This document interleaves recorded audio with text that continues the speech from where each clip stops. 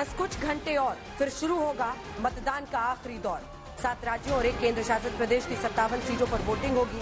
शनिवार की शाम तक देश की सभी सीटों पर उम्मीदवारों की किस्मत ईवीएम में कैद हो जाएगी। इस बीच जब तक 4 जून को नतीजे सामने नहीं आते, तब तक दोनों ओर से अपने अपने दावे जोरों पर हैं।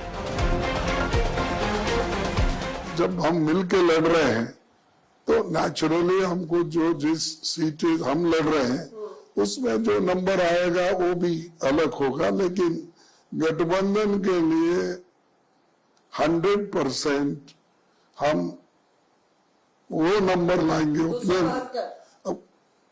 273 के ऊपर आएंगे, नीचे नहीं आएंगे। खड़गे साहब ने तो अपना भी प्रचार नहीं किया, उन्होंने तो एक परिवार का ही प्रचार किया है।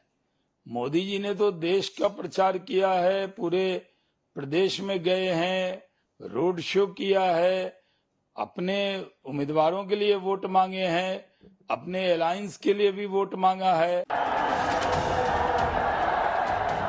चलिए आपको बताते हैं किस राज्य की कितनी सीटों पर मतदान होना है। आखिरी दौर में चंडीगढ़ की 1, बिहार की 8, हिमाचल प्रदेश की 4, झारखंड की 3, ओडिशा की 6, पश्चिम बंगाल की 9, पंजाब की 13, उत्तर प्रदेश की 13 सीटों पर वोट डाले जाएंगे। यूपी की सभी 13 सीटें पूर्वांचल की है, जिसमें पीएम मोदी की वाराणसी सीट भी शामिल है। तो इंडिया गठबंधन पूरी तरीके से तैयार है और भारतीय जनता पार्टी झूठ, छल, कपट और जुमलों के साथ चुनाव लड़ रही है।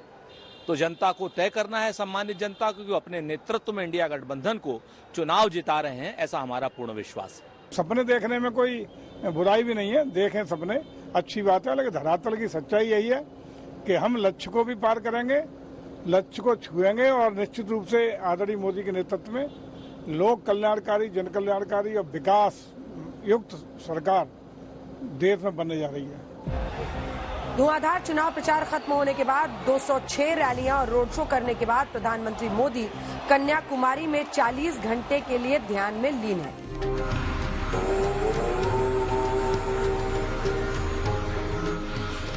गुरुवार की शाम कन्याकुमारी पहुंचने के बाद उन्होंने देवी भगवती अम्मन मंदिर में विधि विधान से पूजा की।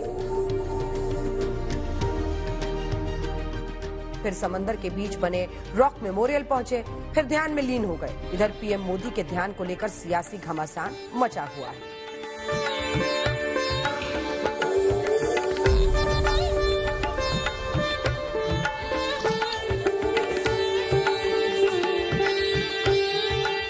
ये नाटक क्यों? आप अपने घर में पूजा करो, अपने घर में श्रद्धा के साथ बैठो। ये सब छोड़ के अगर आपको करना ही था, इतने लोगों को ले जाने के पुलिस आपके साथ रहना, ये करना, ये शो क्यों करते हो? ये बहुत बेशर्मी की बात है। नरेंद्र मोदी जी एक साधक आदमी है, 40 घंटे साधना करते हैं तो उसका सम्मान होना चाहिए।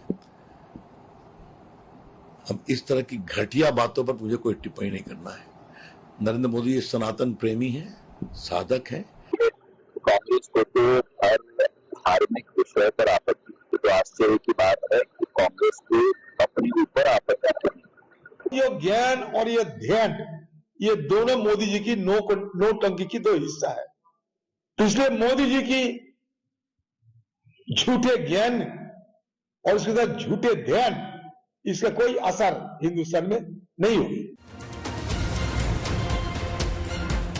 कांग्रेस पीएम मोदी के ध्यान को चुनाव आचार संहिता का उल्लंघन बता रही है और चुनाव आयोग से शिकायत कराई है।